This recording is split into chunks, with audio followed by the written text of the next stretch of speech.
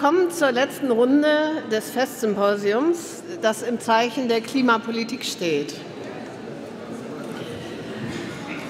Zunächst darf ich Martin Khor begrüßen und wechsle dazu ins Englische.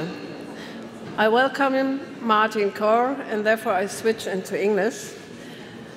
Mr. Khor was born in Malaysia. He is economist and journalist, and since 2009, Executive Director of South Center, an intergovernmental organization of developing countries within the UN Conference on Trade and Development.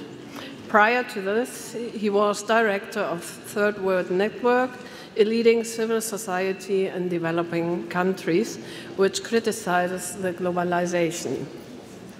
Climate change and poverty, but also the role of civil society, these are issues which are also the main issues of Hartmut Graßl. Just Google the names Khor and Graßl and you will see several projects and events where the names appear together. The keynote of Mr. Khor, Climate and Resource Justice, the starting point of negotiation on climate protection. Please, Mr. Khor.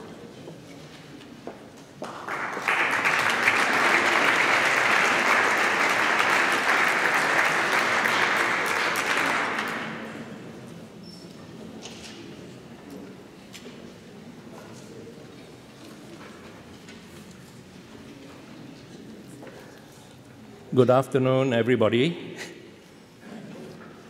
And thank you to the Federation of Scientists and all the other co-organizers for inviting me. It is an honor to come here. And I want to thank Professor Hartmut Graßl also, because without you, we all wouldn't be here. So I want to add my congratulations to you for all the work that you have done, not only for German scientific community, but for the whole of humanity.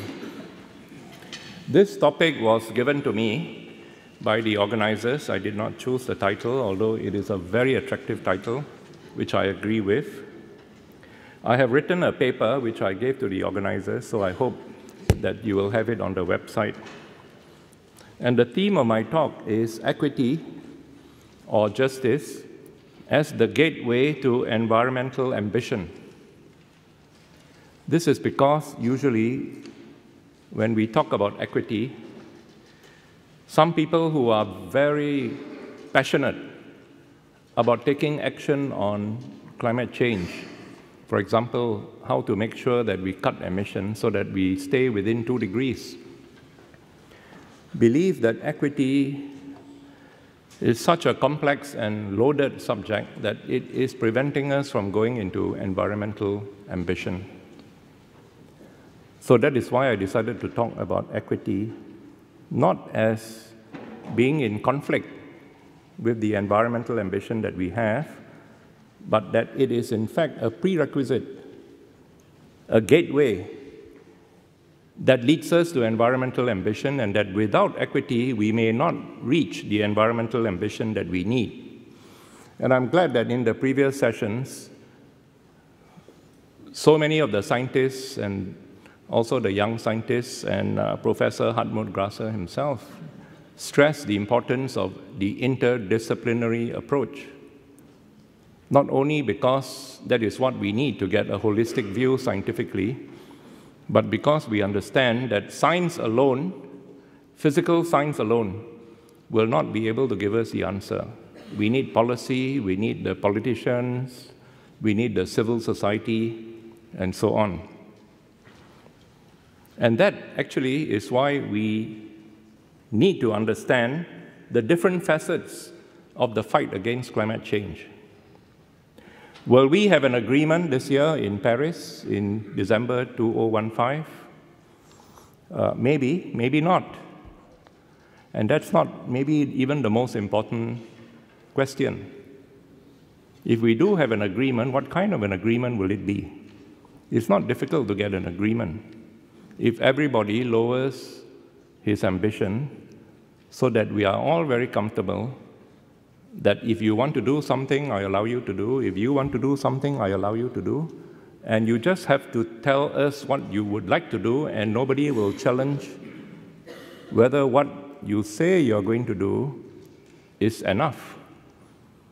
And then we will have an agreement. Is the agreement sufficient to save the world from exceeding 2 degrees or even 4 degrees?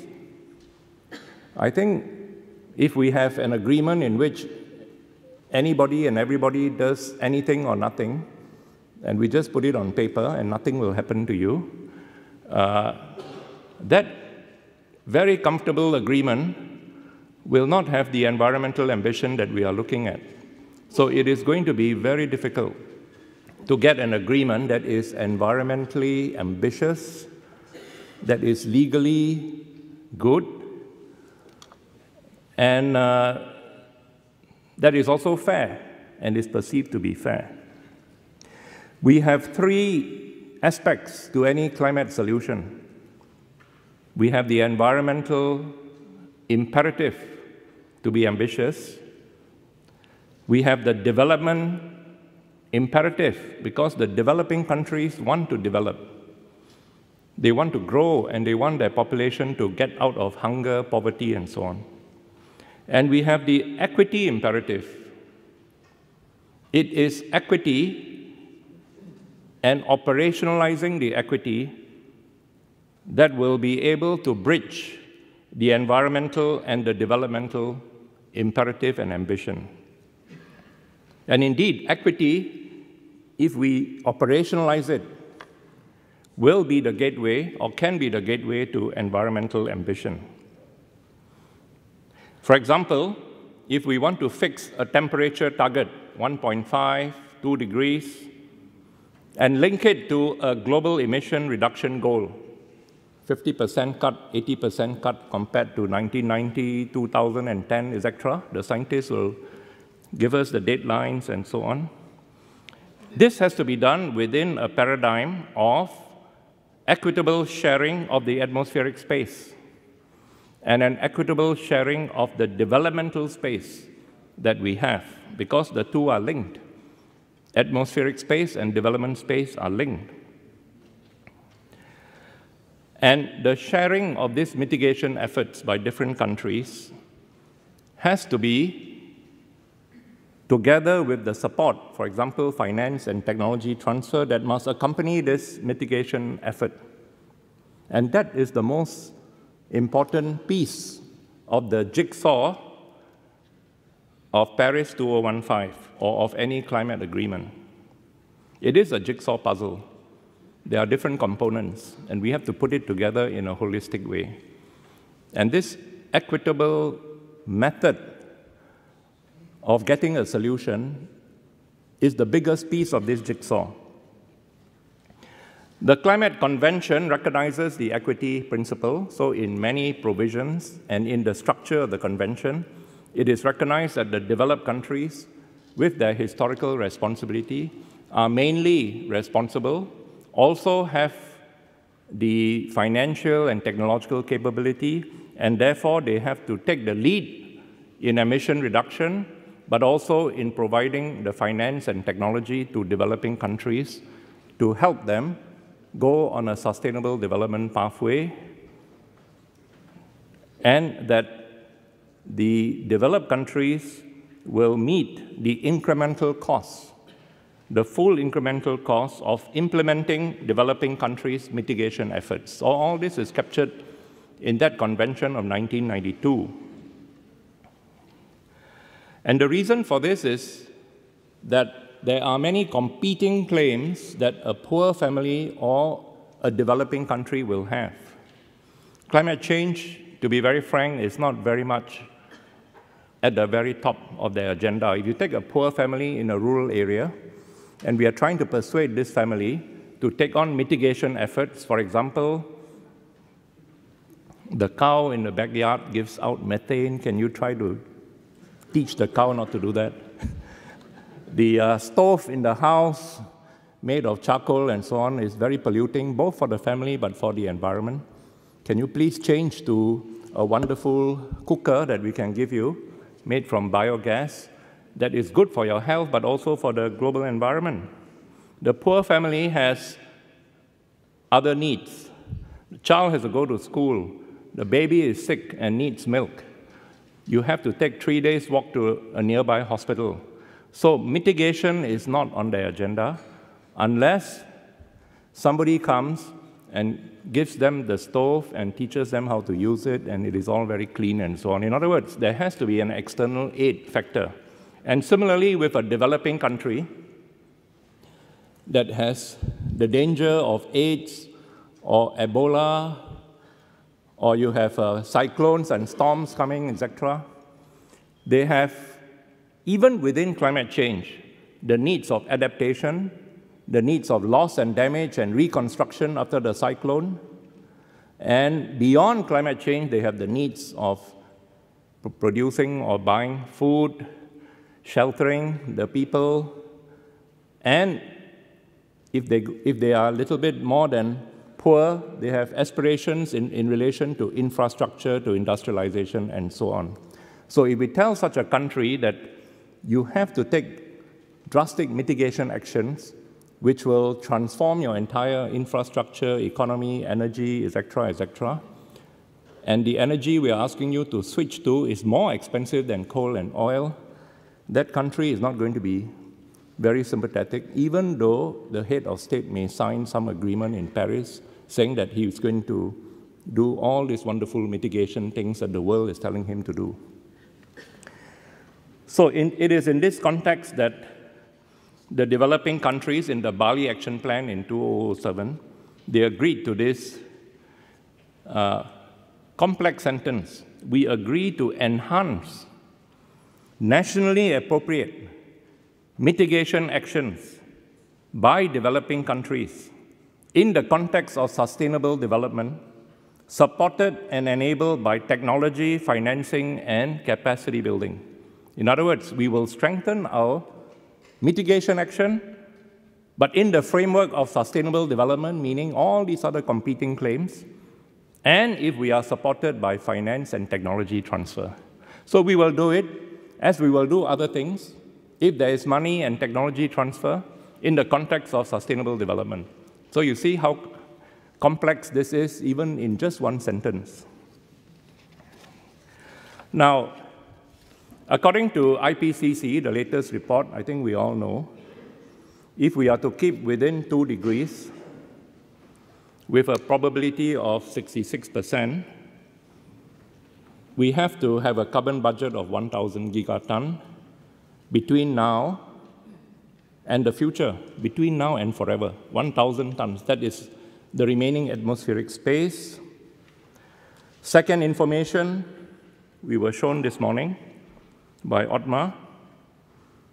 The CO2 equivalent emission in 2011 is 49 gigaton. We read yesterday that there was no increase. Maybe it's around 50 gigaton. So you are all scientists, 50 gigaton, 1,000 gigaton is the limit within 20 years, 30 years at the current rate, or even 15 years, since we may have an increase. That atmospheric space is gone, okay, and we are going to go beyond the 2 degrees. So this environmental imperative that we are talking about makes it even more important that we find the solutions in other disciplines than in science of climate change. The concepts of historical emissions and historical responsibility are important. That's because we know that in terms of cumulative global emissions, the developed countries accounted for about 72% of the emissions, with a population share of about 25%.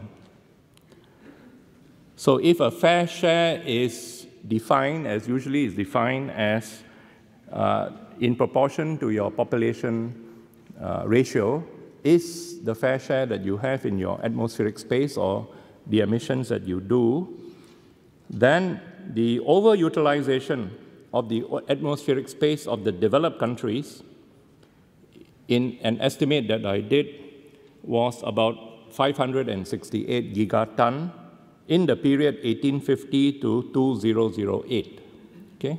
Now, we can dispute the figure and we can use different methodologies, but I think we all agree that if you go by the principle of your population is 10% and you should have had 10% of the emissions. If you go beyond 10%, then you are overusing. If you are below 10%, then you are underutilizing your fair share. So this is a measure of climate debt or climate credit, depending on where you are. In sharing the remaining carbon space between now and 2050, for example, two concepts are needed. The first is, what is the fair allocation of carbon space for each country according to your rights and responsibilities? And the second is, what is the actual carbon budget that a country can eventually put forward as what they can do or what they would like to do? There's an important distinction. One is, we allocate to you top-down. The second is, what can you do physically? And there can be a difference between the two. For example, if your fair share is 3, but you want to emit 5, then there is that difference, and the 2 that you want to emit extra from what you are allocated, there could be an agreement that you have to buy this extra 2 units from someone who is underusing. I see Professor Graßl nodding his head because we borrowed this idea from you. WBGU, in a paper in 2009, Solving the Climate Dilemma, the Budget Approach. So this was a pioneering work in the use of carbon budget, not only in the physical sense of how much carbon budget we have left as a community, but how do we share out the global carbon budget into the shares that different countries have, and so on. So I think this is the pioneering paper. I'm sure all of you have read it. I certainly read it. And in the model, the allocation is done for different countries according to this ratio that I was talking about.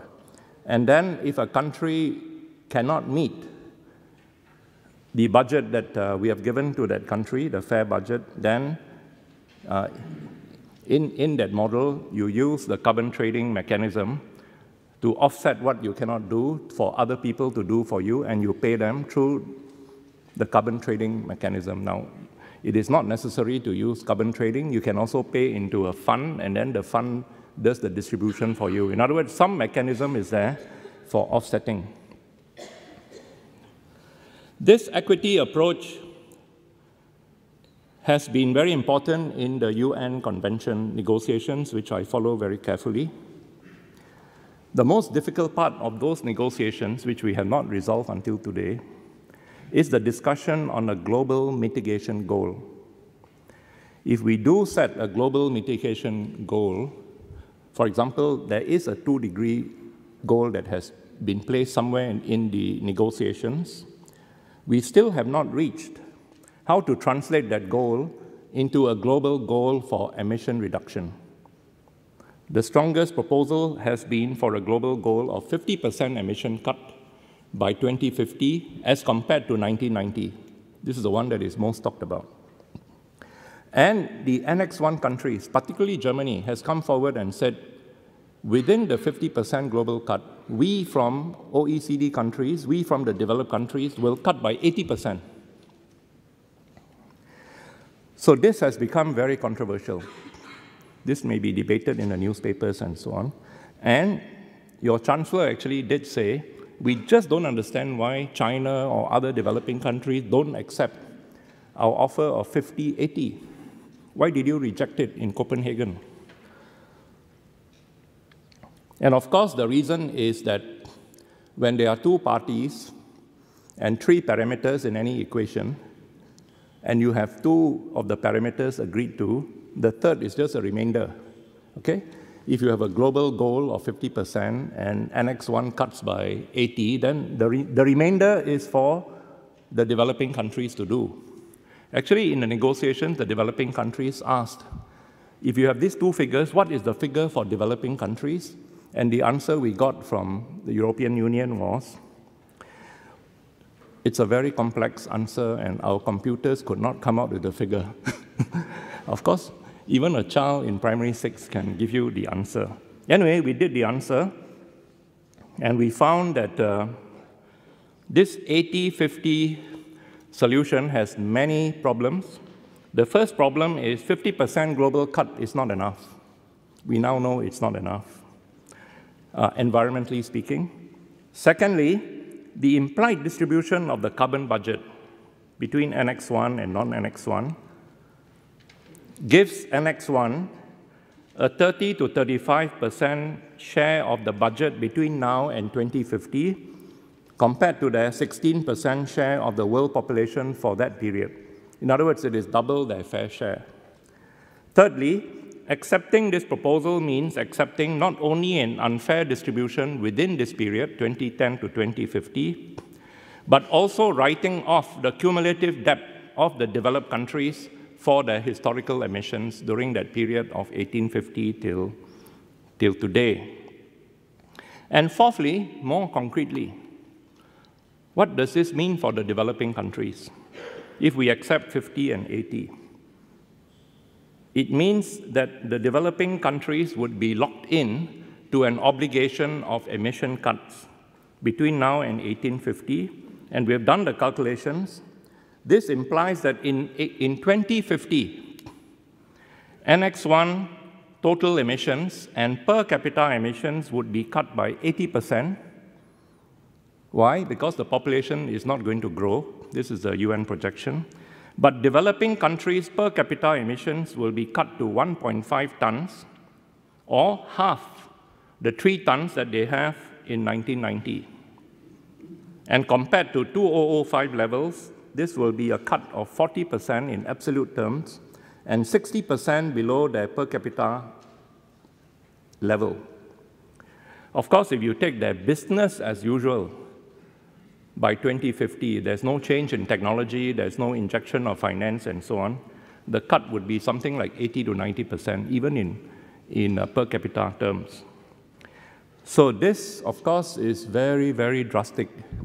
For an average developing country, imagine telling the Prime Minister or President of a developing country, by the way, if you agree to Angela Merkel's suggestion of 50-80, this means you have to cut your emissions by about 90% from your business as usual, or 60% from 2005 levels. And then the President will say, so what's wrong with cutting that? And you say, well, there is somewhat a relationship between growth of emissions and growth of GNP, which we haven't managed to decouple. So if you reduce your emissions without the new technologies that can decouple, you will reduce your GNP. And no Prime Minister will say, oh, that's okay, that's a very small matter, let me sign on this agreement. In other words, if you make the political leaders aware of what is happening in terms of these figures, then it is going to be very difficult for them to agree. So what's the solution? Again, we borrowed the concept of negative emissions that was pioneered. In those days, 2009, nobody was talking about negative emissions, but the Council was talking about it. In fact, it said that if you take 2010 as a starting, then the United States would already have negative emissions of maybe 50 gigatons, and then they would have to start buying on top of that and so on. So using that concept, I asked myself, if developing countries were at 3 tons per capita in 1990 and they want to retain it at 3 tons per capita in 2050, which would be a giant concession on their part, why should they retain it at 3 tons? But if they do, then their per capita emissions would grow by 0, and developed countries would have to cut their emissions by 147%. In other words, negative emissions. If the developing countries want to double their per capita emissions to, say, 6 tons, then the developed countries would have to cut their emissions by 277%. So this raises 2 issues. One, can it be done physically? Probably not. Please don't use geoengineering techniques that we haven't even examined from an environmental and safety point of view. So these countries would then have to offset by asking other countries to do the work for them that they are unable to physically do, even if they want to bring down to 100% and they can. I have no doubt that Germany can cut emissions by 100% if it so desires. It's a matter of cost and political priority. But to cut by 200%, I'm not so sure. I really believe in German technology, but I still am waiting for the scientists in this room to come out with the technologies. So there is this offset mechanism. In other words, the financing aspect will have to come in to play a major role in any solution. If we are to find new technologies in developed countries, and of course this is the other solution, the technology fix solutions, can we find technologies that are climate friendly, which is what we are after, but also environmentally sound? Nuclear may be climate friendly, but certainly not environmentally sound. Socially acceptable, but also eventually economically efficient, after a period of subsidies and so on. The other aspect is the development pathways of the developing countries. We need to decouple emissions from economic growth in developing countries through a technological, economic, and social revolution that we have never seen before in human history. Massive infusions of finance and technology coupled with institutional and human capacity building is required. I don't think we know how to do it. We have looked at Germany to find the lesson, and Germany provides a lot of lessons. It is usually the country that, for example, the United States should come and learn from. How do you decouple growth from emissions? But even recently, Germany has found problems and is going back to coal and other things, especially if you give up nuclear. So imagine poor developing countries, how are they going to have the confidence that they can do it?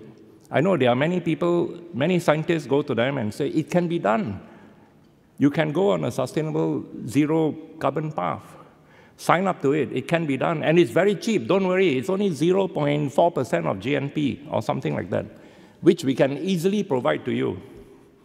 But in practical terms, we don't know whether this is real, that it can be done so easily, or it can be done on a computer model because our assumptions have been built into the model that make it easy to be done. And don't think it's, China that we have to discipline. Many countries in Africa have discovered oil, gas, and so on.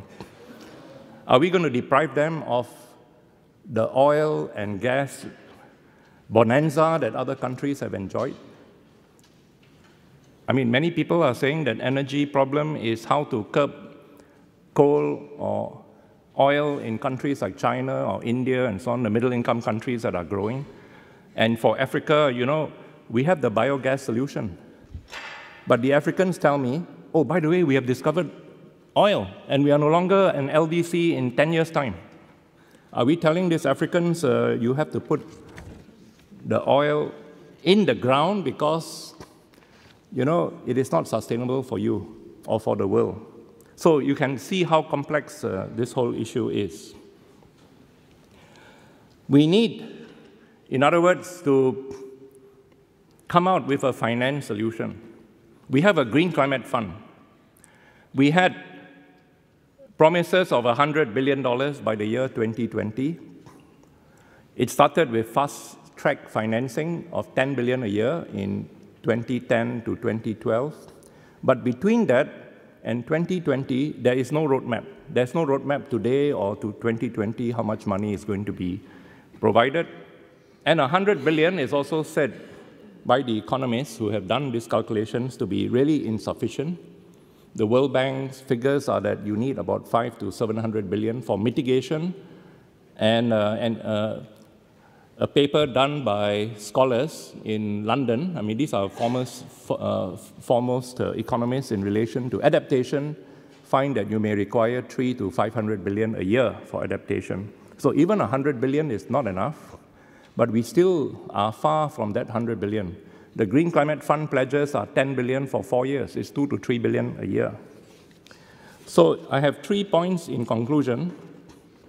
There is usually in the discussion a conflict between a technological or one-dimension approach versus a holistic and contextual approach to the issue. We cannot force through and impose an environment-only solution. Equity and sustainable development have to be part of that equation. Secondly, there is another clash of paradigms. The paradigm that says that if you leave the market to itself, it will solve the problem, versus the approach that it has to be led by the state on behalf of the people. And part of this debate is that the market that is free is really not free. It is a monopoly-dominated market where we don't have a competitive market.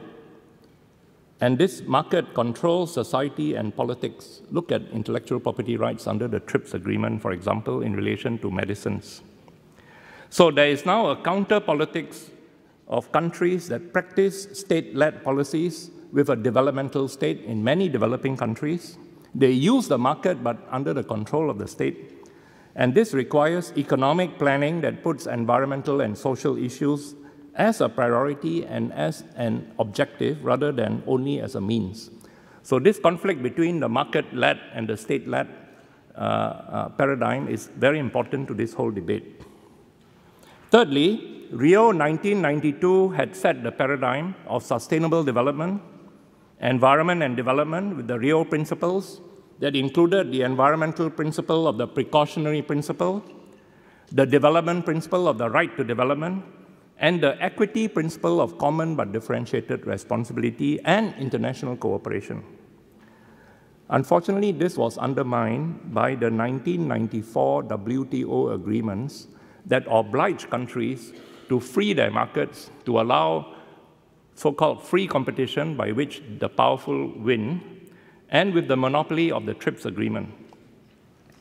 And today we have WTO plus agreements, in free trade agreements, in bilateral investment treaties, for extreme liberalization of trade, investment, and the privileged power of foreign investors. Germany is a victim of this. When you try to reduce or phase out nuclear power or tighten emission control, you are sued by a foreign company that is going to sue you for $3 to $5 billion if you dare to bring on such environmental policies. And this is why today the investor-state dispute settlement issue is the hottest issue in the TTIP agreement between Europe and the United States. So this is confronting us also in climate change policies. Finally, the approach that I advocate, and I'm sure all of you advocate, is the international cooperation approach based on mutual benefit, enlightened self-interest, and human solidarity. This conceptual approach, the other approach, which is the approach that will lead to conflict, is embedded in rivalry between big companies against small and medium companies and farmers, each big company and financial institution aggressively trying to grab markets, financial assets, and resources, including the remaining 1,000 gigaton atmospheric space that we have. Our opposite solidarity vision says that there are very few resources left. Let us devise fair principles on how to share it well and preserve it and grow it for the benefit of all and for the future generations. The other vision says there are so few resources left, so I must grab what is left before somebody else steals it so that I can make more profit out of it. Whether people and politics succeed or whether companies and politics succeed will be the main determinant of whether we survive as humanity or we fight each other to death, and then nature will survive because there are no more human beings to cause climate change. So once again, thank you for this opportunity.